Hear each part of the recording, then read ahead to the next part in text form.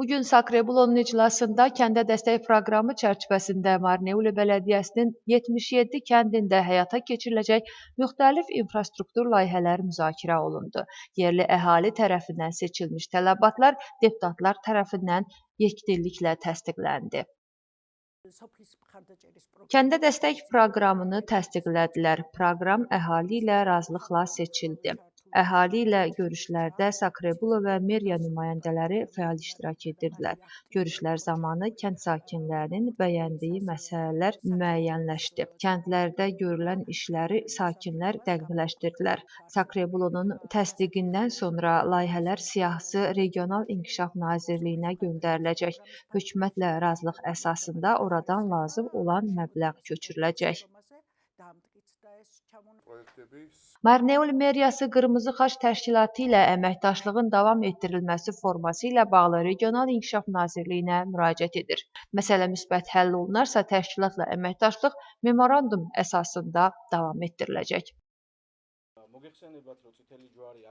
Bilirsiniz ki, Qırmızı Xaç təşkilatı illərdir bələdiyyə ilə fəal əməkdaşlıq edir. Qrantlar qanununda edilən dəyişikliklər Qırmızı Xaç təşkilatına da toxundu. Bələdiyyənin bu təşkilatla əməkdaşlıq etməsi üçün Sakrebulonun razılığı lazımdır. Sonra məsələ Regional Nazirliyə göndəriləcək və komissiya müsbət dəyərləndirərsə, meriya bu təşkilata maddi dəstək göstərəcək.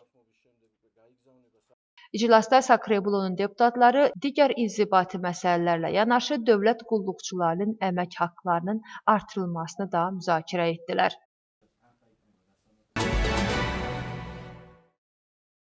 Gürcüstanın baş nazirinin təşəbbüsü və hökumətin qərarına əsasən aprelin 1-dən etibarən 2020-ci ilə qədər istifadə müddəti olan nəqliyyat vasitələrinin idxalına qoyulan qadağa ilə bağlı qanuna dəyişikliklər ediləcək. Qadağa əvəzinə aprelin 1-dən başlayaraq az istehsallı nəqliyyat vasitələri üçün gömrük rəsmiləşdirmə tarifi artırılacaq.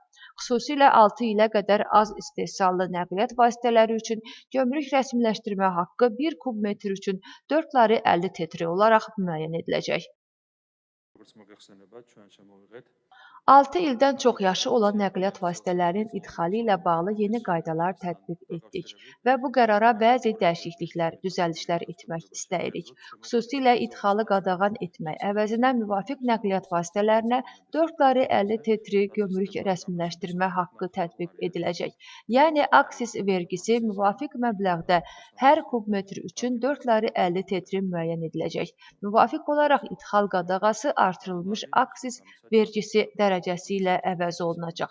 Bu qərar ekologiya, ətraf mühitin qorunması və havanın təmizliyinə qayğı göstərmək üçün çox vacibdir. Hökumətin qərar verməsinin səbəbi də məhz budur. Biz müvafiq özəl qurumların, eləcə də vətəndaşlarımızın maraqlarını nəzərə alaraq qərarda müəyyən düzəlişlər etdik.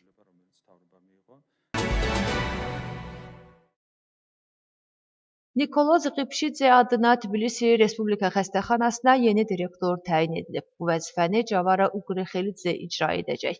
Səhiyyə naziri onu klinikanın işçiləri ilə tanış etdi və tibb müəssisəsinin gələcək inkişafı ilə bağlı planlardan danışdı.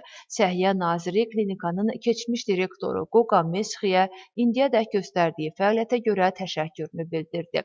Mesxi Sosial Xidmət Agentliyinin direktor müavini vəzifəsində fəaliyyətini davam etdirəcək.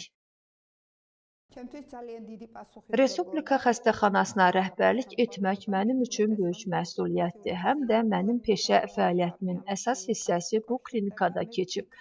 Düşünürəm ki, bu xəstəxana daha da inkişaf edəcək. Mən əlimdən gələni əsirgəməyəcəm.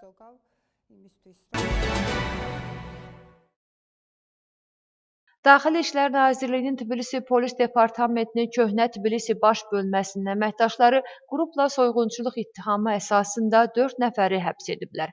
İstintaq müəyyən edib ki, təqsirləndirilən şəxslər Tbilisidə xarici vətəndaşa fiziki hücum edərək onun pul kisəsini, bahalı telefonunu və saatını götürüblər. Daha sonra hadisə yerindən qaçıblar. Dəyən maddi ziyan təxminən 10.000 laridir. Cinayət 9 ilə qədər azadlıqdan məhrum etməni nəzərdə tutur.